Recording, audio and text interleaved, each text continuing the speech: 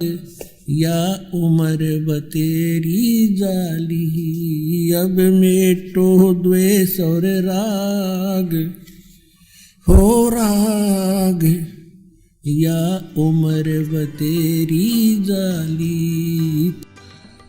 अब जैसे ये सोचते हैं अपने बच्चों के लिए ये बना दूं वो बना दूं। एक लाला जी था सेठ धनी, उसने अपने मुनीमों से एक दिन अपनी टोटल संपत्ति का, सारी संपत्ति का टोटल करवाया कि कितनी संपत्ति होगी। उन्होंने बताया जी इतनी होगी, मेरी कितनी पीढ़ी इससे निर्वाह कर सकती है। उन्होंने बताया कि जी आपकी 5 पीढ़ी तो बैठा खा सकती है, इतनी संपत्ति आपके पास धन है। अरे भले आदमियों, फिर छठी क्या खाएगी? वो छठी क्या खाएगी? और कुछ विधि बताओ। तो उन्होंने कहा जी साधु संत बताते हैं, उनके सत्संग सुनने चाहिए। तो सत्संग में बताया गया कि भाई दान करे, जब धन चाहे तो दान करे,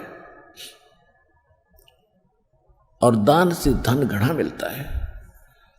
और दान में जैसे साधु संत भक्तों को जो दान करा जा वो ज्यादा लाभ देता है। जैसे यहाँ तो सारे साधु संत आते हैं, भगत असली भगत तो यहाँ आते। फिर भी जो भी जैसा मालिक के नाम पर कहीं के जंगलों में झोपड़ियों में बैठे थे साधु भक्त, तो पिछले संस्कारी होते, पिछले पुण्य उनको प्रेरित करते हैं, तो वो कहीं ना कहीं बैठ कर राम राम करते ही रहते हैं। लेकिन भविष्य का चार्जर उनके पास है नहीं, पिछले पुण्यों उनके पास हैं, जिस कारण से प्रेरित होकर के इतना बड़ा फैसला लिया, जंगल में बैठे या कहीं भी कोई साधना कर रहे हैं। तो उनके पिछले पुण्य ही वहां फल रहे होते हैं। एक आधे को आशीर्वाद दे दे, उन्हें लाभ हो जाए, उसको रोटी मिल जाए, ऐसा चल रहा था इनका काम। तो एक साधु था और पति पत्नी थे, दोनों वहां रहते थे। उनको मालूम था यहाँ भगत हैं। तो उस लाला जी ने क्या किया, सेठ ने सभी मुंशियों को कहा कि नौकरों को साथ लो और आसपास जितने भी साधु संत हैं सबको आटा दे आओ, किसी को जो मांगे खांड दावल चाल सब ले जाओ और दे के आओ। अब देते हुए आ रहे थे, उस भगत के यहाँ आए।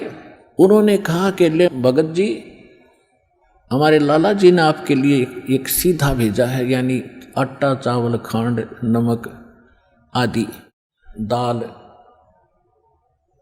आप ले लो।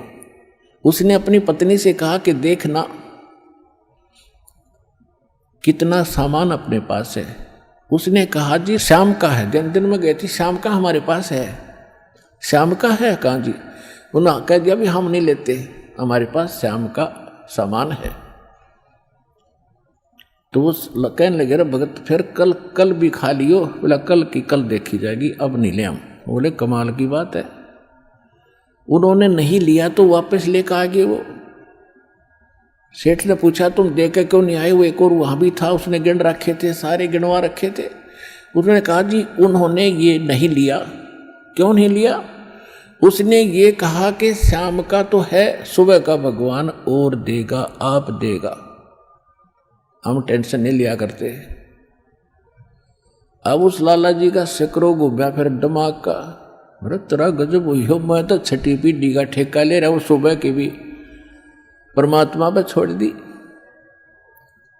वहां से चलकर वहां आया, उसने पूछा कि भाई आप ऐसा निर्णय क्यों ले रहे हो, भूखे मरोगे? भूखे, वो कहने लगे भूखे मरा करें वो जो भगवान पर विश्वास नहीं करते, और हमें भगवान आगे से आगे देता। उसने क्योंकि ज्ञान सुन रखा था, लाला जी को बैठा लिया। कहते माँ के पेट में जब आप थे किसने चिंता थी तेरी? हाँ यह तो बात सही है। जब आप माँ के गर्भ से बाहर आए, आपका दांत नहीं थे, आप रोटी चावल आटा नहीं खा सकते थे, और उससे पहले आपकी माँ के सतन में दूध भी नहीं था, हक नहीं था। बाहर आते ही बालक कितना चिंतित है, आपको अमृत दूध पिलाया। अरे तू ठेकेदार हो रहा छठी पीढ़ी का, तेरी बुद्धि भ्रष्ट होगी लाला जी। और गधे की योनि में जागा तू। तेने बोला जी कि एक रूम तो मेरे गया कि एक कोड इकट्ठा कर लिया तने, पाप का भागी तू होकर खाएंगी तेरी पीढ़ी। वो अपनी किस्मत साथ लेकर आएंगी, तेरे भरोसे नहीं है। अब क्या करूं, मतलब मर गया। जो बोला इसने बांट दे, धर्म कर दे, तेरी जान बचेगी।